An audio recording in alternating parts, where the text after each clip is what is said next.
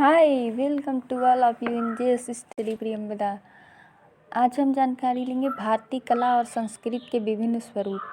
जब कला की बात आती है तो भारतीय कला का अध्ययन 3 शीर्षकों के आधार पर किया जाता है। पहला दृश्य कला, दूसरा कला प्रदर्शन, तीसरा साहित्य कला। भारतीय दृश्य कला, भारतीय दृश्य कलाओं के साथ अध्ययन करने से पहले करते हैं, जिसमें पेंटिंग, मूर्तिकला, मिट्टी के बर्तन और कपड़ा कला शामिल है। भारत में दृश्य कलाओं को 3 श्रेणियों में बांटा जा सकता है। पहला मूर्ति, दूसरा आर्किटेक्चर, तीसरा चित्र। भारत में मूर्तिकला का अध्ययन निम्नलिखित शीर्षकों के आधार पर किया जाता है। प्रागैतिहासिक, दूसरा सिंधु घाटी सभ्यता, तीसरा बौद्ध मूर्तिकला, चौथा गुप्त मूर्तिकला, पांचवा मध्यकालीन मूर्तिकला, छठवां आधुनिक भारतीय मूर्तिकला। भारत में आर्किटेक्चर, जो दुनिया भर में इतना प्रसिद्ध है। दुनिया भर के लोग भारतीय आर्किटेक्ट्स द्वारा दिखाए गए उत्कृष्टता और पूर्ण जादू को देखने के लिए भारत आते हैं। भारतीय वास्तुकला का अध्ययन निम्नलिखित शीर्षकों के तहत किया जा सकता है। प्रागैतिहासिक वास्तुकला, सिंधु घाटी सभ्यता, मंदिर की वास्तुकला, बौद्ध वास्तुकला, इंडो इस्लामिक आर्किटेक्चर, आधुनिक वास्तुकला। भारतीय प्रदर्शन कला।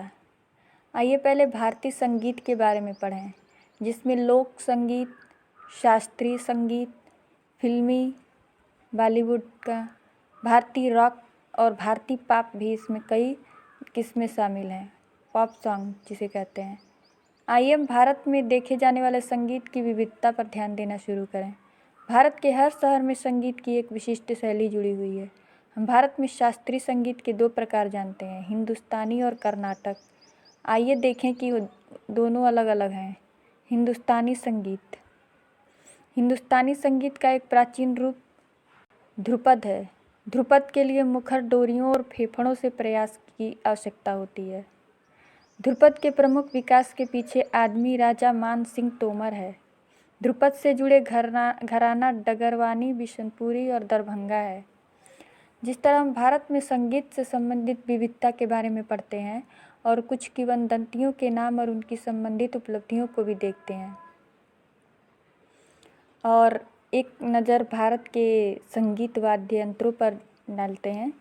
जैसे पहला है सितार, दूसरा सरोद। ये सब भारत में प्रयोग किए जाने वाले संगीत वाद्य यंत्र हैं।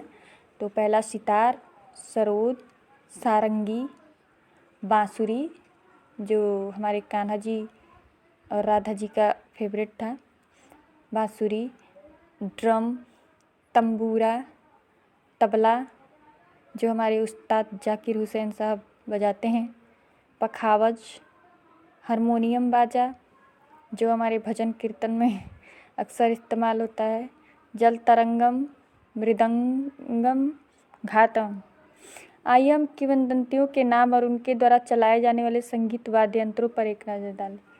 जैसे अभी तबला है जो जाकिर हुसैन बजाते हैं, और ये जो है ये हमारे जो शास्त्रीय जो हैं, ये किस प्रदेश, जैसे कि भारत के हर क्षेत्र में इनका प्रयोग होता है।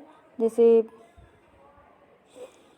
कौन कौन से लोक संगीत किस राज्य में गाए जाते हैं, किस क्षेत्र में कौन से संगीत गाए जाते हैं। जैसे असम में है जीकर, अरुणाचल प्रदेश में जा झिन जा जिन झा जा, बिहार में सोहर, सोहर जो अक्सर घरों में बच्चों का जन्म होता है तो हमारे तरफ क्षेत्र में गाया जाता है, यूपी बिहार में, वो सोहर लोक संगीत समृद्ध परंपरा है। छत्तीसगढ़ में भरत ज्ञान, गोवा में सुवरी, गुजरात में डांडिया, मणिपुर में खोंजम पर्व, महाराष्ट्र में लावनी, मध्य प्रदेश में आल्हा, पंजाब में भांगड़ा, उत्तर प्रदेश में रसिया, मणिपुर में खोंजम पर्व, महाराष्ट्र में लावनी, मध्य प्रदेश में आल्हा, पंजाब में भांगड़ा, उत्तर प्रदेश रसिया, राजस्थान में भारत में विभिन्न जातियों से संबंधित है, तमिलनाडु में नट्टूपुरा पट्टू। इंडियन पॉप संगीत के फ्यूजन संगीत के रूप में भी जाना जाता है। इस संगीत को आजमाने वाले पहले व्यक्ति हरिहरन और लेस्ली लुइस थे। पॉप संगीत को पहली बार हरिहरन और लेस्ली लुइस ने 1999 में लेस्ली लुइन थे और 1999 में AR रहमान ने मिशेल जैक्सन के साथ एक सत्यम नामक एक एल्बम जारी किया। इंडी पॉप संगीत से संबंधित गणमान्य व्यक्ति अलीशा चिनई यूफोरिया हैं।